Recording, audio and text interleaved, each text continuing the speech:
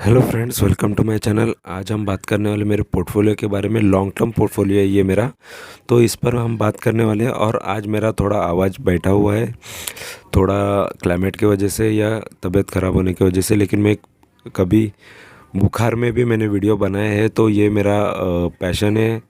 तो हर एक चीज़ के लिए, चाहे वो शेयर मार्केट रहे, चाहे लाइफ में आगे बढ़ना रहे, तो मैं रुकता नहीं हूँ।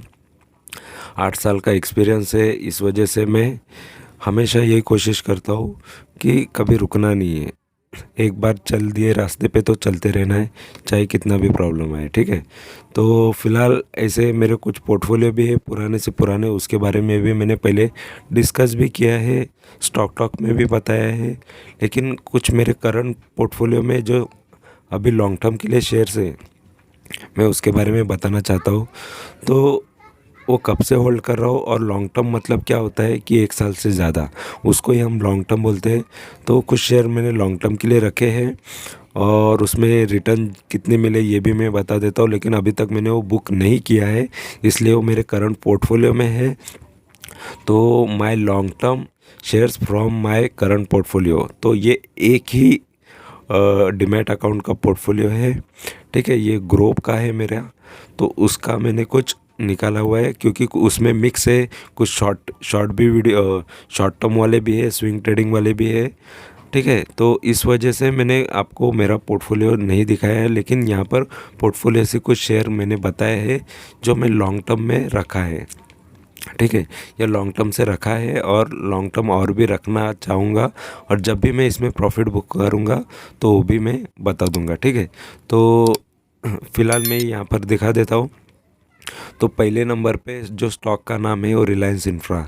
मेरी बाइंग इसकी 33.05 की है। 9 मार्च को लिया था मैंने 2021 में। ठीक है, अभी 23 मार्च चालू है 2022। 379 डेज हुए। करंट प्राइस 111 का चल रहा है, 111.80 का। 238% का मुझे रिटर्न मिला है, अभी भी रिटर्न है। ठीक है, तो 33 से इतना सफ़र हुआ, इससे भी ज़्यादा भी हो गया था, लेकिन मैंने उसमें प्रॉफिट बुकिंग नहीं किया, क्योंकि मैं इससे और भी उम्मीदें रख रहा हूँ ये शेयर से। ठीक है, तो और मैं लॉन्ग टर्म में कौन से शेयर रखता हूँ और क्यों रखता हूँ वो भी मैं आपको बता दूंगा। ठीक है, तो वीडियो एंड तक देखो। और यहाँ पर सेकंड जो शेयर है वो है मीडिया मैट्रिक्स वर्ल्ड।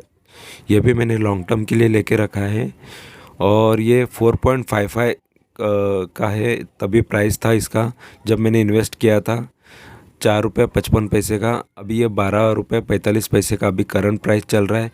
173% का इसने मुझे रिटर्न दिया हुआ है। 26 फरवरी 2021 को मैंने लिया था। अभी जो प्राइस चल रहा है उसके हिसाब से, अभी का जो डेट के हिसाब से, ये 390 दिन हुए इसको लेके।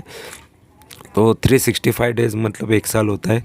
तो ये 1 साल के सारे 1 साल के ऊपर हो चुके हैं इसको। ठीक है, के कल्पना इंडस्ट्रीज़, ये 22 रुपये का है। इस पर मैंने एक वीडियो भी, फुल वीडियो भी बनाया है, क्योंकि ये किसी व्यूअर का मुझे रिक्वेस्ट था। इस पर मैंने इसलिए वीडियो बना दिया, क्योंकि ऑलरेडी मेरे पोर्टफोलियो में भी था। ठीक है, और यहाँ पर 22 रुपये का, 22.10 का मेरा प्राइस है, इन्वेस्टमेंट प्राइस।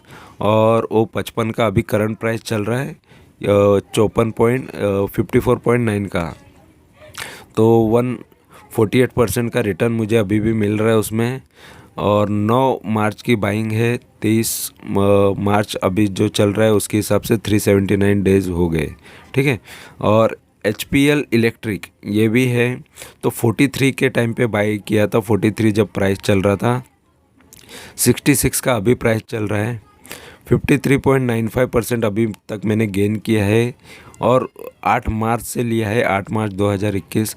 अभी 23 तारीख है, तो 380 डेज़ हो गए। तो देखो, किसी में ज़्यादा है तो किसी में कम है, लेकिन जो भी फैक्ट है वो मैं आपको बता रहा हूँ। ऐसा नहीं कि कोई हर एक चीज़ बढ़ा चढ़ा के है या बड़ी चीज़ें हैं, जो भी है। और मोस्ट ऑफ क्या है कि वो एवरेज प्राइस है ये, यानी उसमें स्टार्टिंग में कुछ शेयर लिए होते हैं, फिर उसमें और भी कुछ ऐड किए रहते हैं। तो उस वजह से ये जो एवरेज प्राइस है वो मैंने आपको बताया है। तो ये इन्वेस्टमेंट प्राइस है, जब मैंने फर्स्ट टाइम इन्वेस्ट किया उसके बाद भी बीच बीच में इन्वेस्ट किया होता है, फिर उसके बाद जो रिटर्न आते हैं वो यहाँ पर मैंने बताए। ठीक है, और यहाँ पर पांचवा शेयर है Oswal green tech. Oswal greentech मैंने 16.74 पे लिया था। अभी उसका 23.70 का भाव चल रहा है 70 का, और उसने मेरे को 41.58% रिटर्न दिए हैं। 9 मार्च का बाइंग है, 23 मार्च आज है, तो लगभग 379 डेज़ हो गए हैं। ठीक है। और यहाँ पर मोरेपन लैबोरेटरीज भी मैंने लेके रखा है। 30 रुपये के भाव पे लिया था। 39.65 चल रहा है अभी भाव। ठीक है।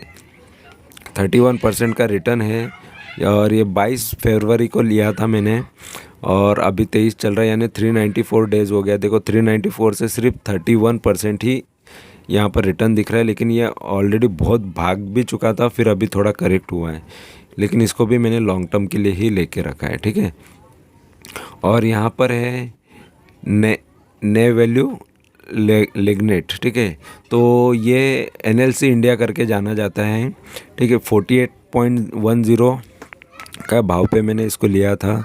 61.9 का इसका अभी भाव चल रहा है। लगभग 28% का इसमें रिटर्न लिया है। 28.69% का रिटर्न लिया है, अभी भी है रिटर्न। और 19 तारीख को लिया था, 19/11/2020। तो ये मेरा पुराना बाइंग है। 489 डेज़ इसमें हुए, मतलब इसमें सबसे ज़्यादा डेज़ हुए, लेकिन अभी भी रिटर्न्स कम है।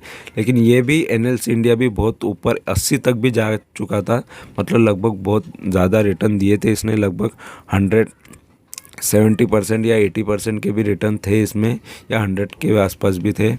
बट वहाँ से ये अभी थोड़ा गिरा है, करेक्ट हुआ है। बट फ़िलहाल इसको भी लॉन्ग टर्म के लिए लेके चल रहा हूँ मैं। ठीक है। और यहाँ पर लास्ट शेयर है ये PCBL, तो 8वां शेयर है ये ग्रोमे का 8वां लॉन्ग टर्म के लिए शेयर है। तो ये 176.7 का मेरा बाइंग था। ये थोड़ा बाकी शेयर से थोड़ा सा महंगा नज़र आ रहा होगा आपको, लेकिन ये भी शेयर मैंने लॉन्ग टर्म के हिसाब से ही लेके रखा है। 225 का भी भाव चल रहा है। 27% का इसमें प्रॉफिट हुआ है, या प्रॉफिट है मेरा दिख रहा है। और 12 जनवरी 2021 को लिया था, अभी 23 मार्च 2022 है, तो 435 डेज़ हो चुके हैं। तो लगभग इतने लॉन्ग टर्म से मैंने ये शेयर्स लेके रखे हैं, और इसका मेरा एक ही है मानना इसमें कि देखो ये शेयर मार्केट है, और शेयर मार्केट में प्रॉफिट होता है, और सही शेयर में इन्वेस्ट करना ज़रूरी होता है। और मैंने इसको लॉन्ग टर्म के लिए ही क्यों चुना, क्योंकि कुछ शेयर होते हैं जैसे हमारी एंट्री होती है, उसके बाद वो भागना चालू करते, दौड़ना चालू करते हैं, और उसका परफॉर्मेंस मल्टीबैगर होने के लायक लगता है, क्योंकि उस तरीके से वो भागते रहता है। और फिलहाल उसमें बाइंग भी ज़्यादा आती है, तो वो टाइम पे रिलायंस इंफ्रा मुझे वैसा ही नज़र आ रहा था। और रिलायंस के बहुत सारे, रिलायंस पावर भी होंगे, रिलायंस कैपिटल भी होगा, वो भागने चालू हो गए थे। जो दबे शेयर होते हैं, ये पेनी स्टॉक होते हैं। तो ये 33 के टाइम पे मुझे मिल गया, तो मुझे लगा कि इसको बाय करना चाहिए, जिससे रिटर्न और अच्छे आ सकते हैं। तो मैंने रिस्क ले लिया। देखो जहाँ रिस्क ज़्यादा लेते हो वहाँ पर रिवॉर्ड भी ज़्यादा होता है, तो रिस्क लिया इसलिए रिवॉर्ड भी दिख रहा है। ठीक है। अगर बुक करूँ तो ये मेरा प्रॉफिट है, नहीं बुक करूँ तो और भी ज़्यादा प्रॉफिट हो सकता है, या कम भी हो सकता है। तो फ़िलहाल यहाँ पर और ज़्यादा भी हो सकता है, इसलिए लिया है, क्योंकि कुछ कुछ शेयर में लॉन्ग टर्म रिस्क के लिए भी लेता हूँ। ठीक है। और मीडिया मैट्रिक्स वर्ल्ड भी वैसे ही है, मीडिया सेक्टर का, तो उसमें भी वही सोच थी वो टाइम पे। जब लिया उसके बाद ये थोड़ा बहुत गिरा था, फिर मैंने बहुत सारे और शेयर लिए, फिर उसके बाद ये बढ़ना ही चालू हुआ।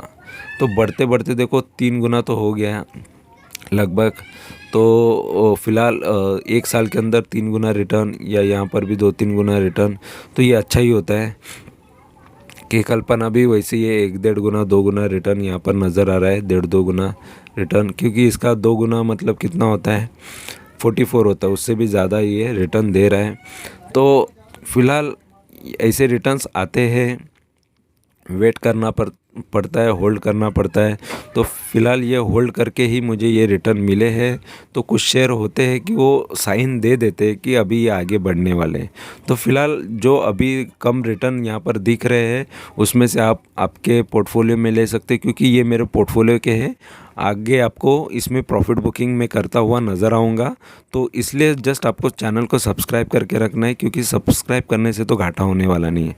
और यहाँ पर आपको आगे बहुत शेयर्स में प्रॉफिट लेते हुए नज़र आऊँगा मैं, क्योंकि ऑलरेडी बहुत सारे शेयर अभी प्रॉफिट निकलने के नज़दीकी है, क्योंकि मार्केट बहुत टाइम से एक ही रेंज में चल रहा है और प्रॉफिट आना बहुत बाकी है और बहुत टाइम से प्रॉफिट नहीं आ रहे, क्योंकि जो यूक्रेन का जो प्रॉब्लम चल रहा है, रशिया यूक्रेन का, उस वजह से मार्केट थोड़ा साइडवेज चल रहा है। मतलब कभी अप है तो कभी डाउन है, कभी अप है तो डाउन है, पर मोस्ट ऑफ वो डाउन ही रहा है। इस वजह से जो शॉर्ट टर्म वाले हैं या स्विंग ट्रेडिंग वाले शेयर हैं वो अभी उतने रिटर्न नहीं दे रहे, क्योंकि मेरे रिटर्न एक्सपेक्टेशन मिनिमम 20-21% होते हैं। तो 20-21% पॉजिटिव आना उसके लिए टाइम लगता है, क्योंकि ऑलरेडी बहुत सारे शेयर्स डाउन भी जा चुके हैं। तो पोर्टफोलियो में वो पहले वो प्राइस पे आएंगे, फिर उसके बाद वो भागना चालू करेंगे। तो आपको जस्ट चैनल को सब्सक्राइब करना है। सब्सक्राइब करने में कोई घाटा होता नहीं है, जस्ट आपको इन्फॉर्मेशन लेनी है, सीखना है, फिर आपको देखना है कि आपके पोर्टफोलियो में कितना बदलाव आता है, ठीक है, या प्रॉफिट जर्नी में कैसे किस तरीके का आपका भी प्रॉफिट बनता है। तो आपको वीडियो अच्छा लगा है तो ज़रूर चैनल को सब्सक्राइब कीजिए। Thank you very much for watching my video. Thank you, bye bye.